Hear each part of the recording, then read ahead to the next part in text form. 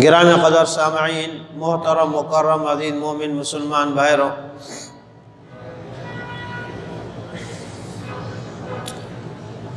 سیرت النبی نے متعلق گفتگو ہلی رہے ہو۔ سیرت ایکڑو ایڈو وڈو جامع لفظ آ جن میں ڄمण کھان وٹھی مرڻ تائیں انسان جی تقریباً ہر جزئیے جو تذکرو تھیندو آ، ऐं सीरत जो लफ़्ज़ ख़ास तौर ते सैयदुल बशर नूरुल हुदा हज़रत मुहम्मद मुस्तफ़ा अहमद मुश्तबा सल्लल्लाहु अलैहि वसल्लम जन जी हालात व वाक़ियात ते मुंतबक थींदो आहे। ऐं ज़िमनन ऐं तबअन इहो लफ़्ज़ सहाबा इकराम जी ज़िंदगीअ ते बि मुंतबिक कयो वेंदो आहे। अल्लाह तबारक व तआला इंसान सां केॾी वॾी मुहब्बत तो फरमाए जो क़ुरान पाक में उन जो तज़किरो बार बार करे थो। जंहिं शइ जो ज़िक्र ऐं तज़किरो बार बार थींदो आहे, इहा इन शइ जी अलामत हूंदी आहे त इन शइ इन शख़्स खे या इन ज़ात खे इन सां मुहबत आहे। सभिनी इंसाननि जो सरदार सैयदुल बशर हज़रत मुहम्मद मुस्तफ़ा अहमद मुश्तबा सल्लल्लाहु अलैहि वसल्लम जन जो तज़किरो अगरचे क़ुरान पाक में घणनि जगहनि ते न आयो आहे, पर जंहिं बि नबीअ जी ॻाल्हि क़ुरान पाक में बयानु कई वई आहे, उन सां गॾोगॾु ज़िमनन इन ॻाल्हि जो तज़किरो ज़रूरु मौजूदु आहे त मक़सद काइनात जी ख़िलक़त जो जेको मक़सदु आहे उहो इंसान हुजण सां गॾोगॾु सैयदुल इंसान सैयदुल बशर हज़रत मुहम्मद मुस्तफ़ा अहमद मुश्तबा सल्लल्लाहु अलैहि वसल्लम जी ज़ात गिरामी आहे। नबी पाक सल्लल्लाहु अलैहि वसल्लम जन जी सीरत ॼमण खां वठी बचपन जी उमिरि, बचपन खां जवानी ऐं जवानी खां बाद 40 सालनि जी उमिरि, उन खां बाद में नबूअत जो मिलणु ऐं नबूअत मिलण खां बाद 13 साल मक्की ज़िंदगी ऐं 10 साल मदनी ज़िंदगी, ऐं मदनी ज़िंदगी मां बे कुल 5 साल बि मुश्किल सां हूंदा, जंहिंमें हुवल्लज़ी अरसल रसूलहु बिलहुदा व दीनिल हक़ लियुज़हिरहु अलद्दीनि कुल्लिहि, इन आयत ते अमली तौर ते अमल कराइण जे लाइ अल्लाह तबारक व तआला सुलह हुदैबिया जी शक्ल में हिकिड़ो अहिड़ो मुआहिदो करायो जो इन आयत जो अमली नमूनो दुनिया जे आॾो अची वियो। इस्लाम का बुनियादी मकसद वो ये है कि लियुज़हिरहु अलद्दीनि कुल्लिहि, इस्लाम को सब दीनों पर गालिब होना है। सवाल ये पैदा होता है तो इस्लाम तो उस तरीके का नाम है जो आदम अलैहिस्सलाम से शुरू हुआ, आदम अलैहिस्सलाम के बाद नूह अलैहिस्सलाम के बाद उसका दौर सानी है, और नूह अलैहिस्सलाम के बाद बनी इसराइल तक, बनी इसराइल के अंबिया, और उसके बाद उसका इख्तिताम हज़रत ईसा अलैहिस्सलाम पर, और हज़रत ईसा अलैहिस्सलाम के तकरीबन 550 साल बाद ختمی المرتبت خاتم الانبیاء خاتم المعصومین حضرت محمد مصطفیٰ احمد مجتبیٰ صلی اللہ علیہ وسلم کا وجود مسعود اس پر مشتمل ہے۔ آخر اللہ تبارک و تعالی نے یہ کیوں فرمایا، وجہ اس کی کیا ہے؟ هو الذی ارسل رسولہ بالہدی، یہ وہی رسول ہے جس کو بھیجا ہے ہدایت کے ساتھ، ودین الحق، اور حق دین دے کر، لیظہرہ علی الدین کلہ، تاکہ یہ دین حق علی الدین کلہ، جو دیگر ادیان ہیں ان سب کے اوپر غلبہ پالے۔ گویا کہ غلبہ اسلام، اسلام کا غلبہ، دین حق کا غلبہ، یہ منشأ خداوندی ہے۔ اللہ تبارک و تعالی نے پاک پیغمبر صلی اللہ علیہ وسلم کو فاتبع ملت ابراہیم حنیفہ، آپ ابراہیم والے طریقے کی تابعداری کریں، اور ساتھ ساتھ یہ بھی فرمایا فاتبع ما یوحی الیک، جو آپ کی طرف وحی کی جاتی ہے اس وحی کی آپ تابعداری کریں۔ سوال یہ ہوتا ہے کہ دین ابراہیمی، ملت ابراہیم، ابراہیم علیہ السلام کا طریقہ اور وحی خداوندی، کیا ان میں کوئی تفاوت ہے جو الگ الگ بیان کیا گیا؟ فرمایا گیا نہیں، جو دین حنیف ہے وہی دین اسلام ہے،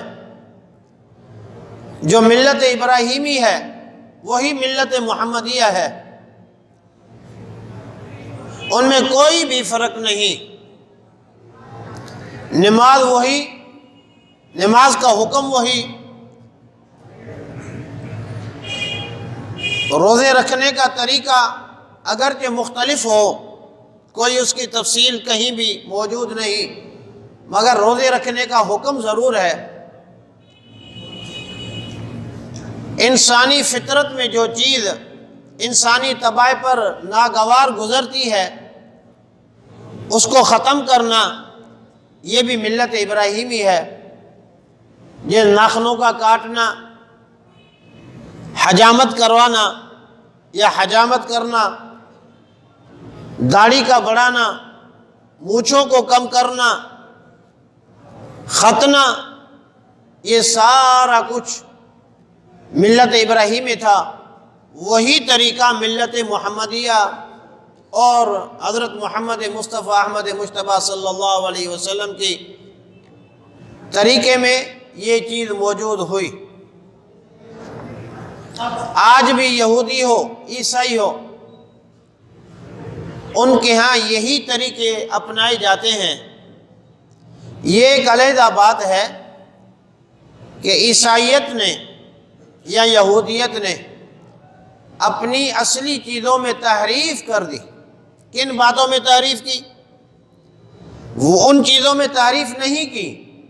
جو کہ ان کے ہاں مروج ہیں، جو ان کے عمل میں ہیں، ان میں تعریف نہیں کی۔ جیسے ناخن کاٹنا، داڑھی کا بڑھانا، ان میں کوئی بھی تعریف نہیں۔ ایسا کہا جائے کہ جناب مسلمان جو ہے ناخن پورے کاٹتے ہیں، ہم ایک ہاتھ کے کاٹیں، ایسا نہیں۔ اصل تحریف کس چیز میں ہوئی جس کی وجہ سے یہودیوں کے اوپر اللہ تبارک و تعالیٰ نے لعنت کی؟ وہ وجہ کیا ہے؟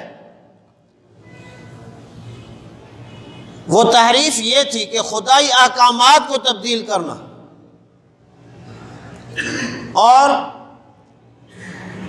وقت کے نبی کی بات کو نہ ماننا اور اس بات کی ضد میں آ کر وقت کے انبیاء کو قتل کرنا۔ یقتلون الانبیاء بغیر حق، ناحق، بغیر کسی دلیل کے، بغیر کسی بات کے اللہ کے نبیوں کو قتل کرنے کا وتیرہ اپنانا، یہ ایسی باتیں تھیں جن کی وجہ سے اللہ تبارک و تعالیٰ ان کے اوپر ناراض ہوا۔ اب ہمارے ذہن میں یہ سوال آ سکتا ہے کہ جناب ظاہری ناراضگی تو ہم ان کے اوپر کوئی بھی نہیں دیکھتے، دنیا کی عیش و عشرت انہیں حاصل ہے، دنیا کے وسائل پر ان کا قبضہ ہے، دنیا کو اپنی انگلی پر نچاتے ہیں، جس طرح چاہیں دنیا میں ایک خبر پھیلا دیں تو پوری دنیا ان کے پیچھے لگ پڑتی ہے۔ بظاہر تو یہی ہے، دنیا کے بڑے بڑے میڈیا ادارے ان کے قبضے قدرت میں ہیں، پھر کیسے کہا جاتا ہے کہ ان کے اوپر اللہ کی لعنت ہے؟ ہم نے صرف دنیاوی مظاہر دیکھے جس کی وجہ سے ہم نے کہا کہ ان کے اوپر کوئی بھی خدا کی لعنت نہیں، خدا کی ناراضگی ان کے اوپر نہیں، حالانکہ ایسا نہیں۔ دنیاوی زیب و زینت کو اختیار کرنا، دنیاوی زیب و زینت کا ملنا، دنیاوی بادشاہت کا ملنا، اس کی کوئی بھی حقیقت نہیں۔ دنیاوی بادشاہت تو نمرود کو بھی حاصل تھی، اور وہ نمرود ایسا بندہ تھا جو ابراہیم علیہ السلام کے ساتھ اس نے مناظرہ کیا، اور اللہ تبارک و تعالیٰ کی رہنمائی سے ابراہیم علیہ السلام نے ایسی دلیل پیش فرمائی جس کی وجہ سے فَبُہِتَ الَّذِي كَفَرَ قرآن میں کہا گیا کہ کافر مبہوت ہو گیا، اس سے کوئی بھی جواب بند نہ پڑا۔ جب ابراہیم علیہ السلام نے یہ بات پیش کی، میرا رب تو وہ ہے جو سورج کو مشرق سے نکالتا ہے اور مغرب کی طرف اس کو غروب کرتا ہے، اور تم اس کے الٹ کر کے دکھاؤ، کیونکہ اس نے ظاہری الفاظوں کو لے کر موت و حیات کا تعلق ظاہری الفاظ سے مان کر اس نے پھانسی والے بندے کو آزاد کر دیا، جسے پھانسی آنی تھی، اور جسے پھانسی نہیں آنی تھی آزاد کرنا تھا اسے پھانسی پہ چڑھا دیا۔ حضرت ابراہیم علیہ السلام نے کہا کہ یہ اس طرح نہیں مانے گا، کیونکہ اس نے اللہ کے نبی کے مقابلے میں عقلی طور پر دلیل پیش کی، ایسی دلیل پیش کی جو کہ اللہ کے کلام، اللہ کے نبی کے کلام کے خلاف تھی۔ دنیا میں بہت ساری ایسی مثالیں موجود ہیں کہ ظاہری زیب و زینت کو لے کر، ظاہری الفاظوں کو لے کر کوئی بھی آدمی کوئی بھی حجت قائم کر سکتا ہے، مگر وہ حقیقت سے خالی ہوتی ہے۔ جیسے امام شافعی رحمہ اللہ کا ایک مقولہ ہے، میں نے کسی عالم کے سامنے جب بھی مناظرہ کیا، اس کے سامنے حجت بازی کی، دلیل بازی کی، کسی مسائل پر بحث ہوئی، اختلاف رونما ہوا، تو میں اسے پچھاڑ گیا، میں اس کے اوپر حاوی ہو گیا، اپنی حجت اس کے اوپر قائم کر دی، مگر کسی جاہل کے سامنے جب میں بیٹھا تو اس کے آگے میں مبہوت ہو گیا، میں ہار گیا۔ جاہل کے سامنے کتنی بھی دلیلیں پیش کی جائیں، دلائل کے انبار لگائے جائیں، مگر وہ اپنی بات پر اڑا رہتا ہے، نہیں جناب میں نے جو یہ بات کی ہے اس کا جواب دیں۔